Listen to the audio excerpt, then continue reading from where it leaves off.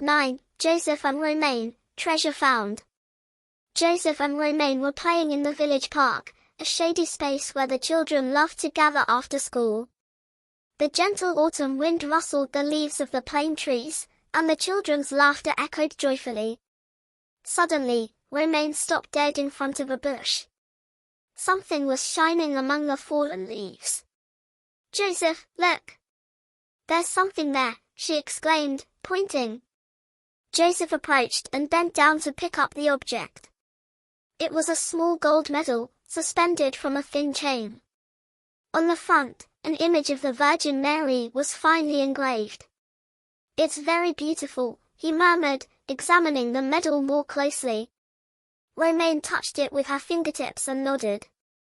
"It belongs to someone, we have to return it." Joseph nodded. "Let's go ask Mom and Dad." They ran to the cafe terrace where their parents were chatting with friends. Their father took the medal and examined it carefully. "It's a religious medal, probably very important to its owner," he explained. "You're right to want to return it. Can we put an ad up?" Joseph offered.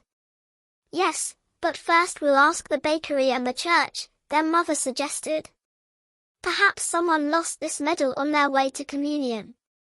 Motivated, Joseph and Romane set out to find it. The baker shook her head when they showed her the medal. "No, my darlings, no one has come to ask for a medal. But if I hear anything, I'll let you know." They then went to the priest, Father Mathieu, who welcomed them with a smile. "It's a very beautiful medal. It represents the Virgin Mary, protector of the faithful. Many people wear it to feel safe." "Do you know anyone who's lost it?" asked Romane. "I don't know, but I'm going to announce its discovery at Mass on Sunday." Joseph and Romane were a little disappointed, but they agreed to wait. On their way home, Joseph couldn't help thinking about the person who had lost the medal. Romane, for her part, imagined a sad old woman, anxiously searching for her treasure.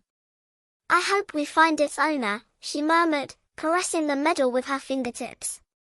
The following Sunday, they accompanied their parents to Mass.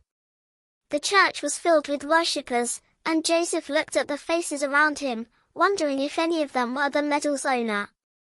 After the ceremony, Father Mathieu addressed the congregation and mentioned the medal.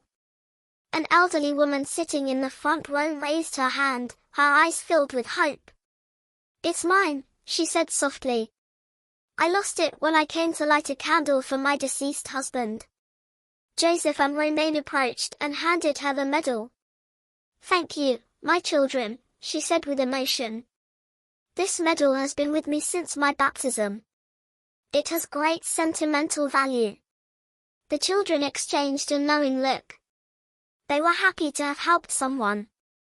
"You are very kind," the woman continued. "God bless you." Father Mathieu placed a hand on their shoulders. "You have done a wonderful deed. This is how we learn to live according to the gospel, by thinking of others." Joseph thought for a moment before asking, "Can we also have a medal when we're baptized?" The priest smiled.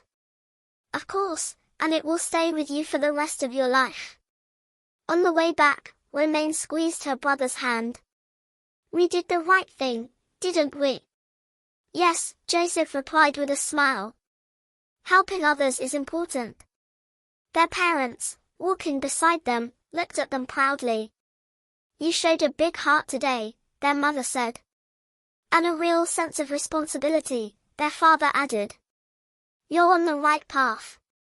Joseph and Romane left holding their parents' hands, proud of themselves and eager to discover more wonderful adventures.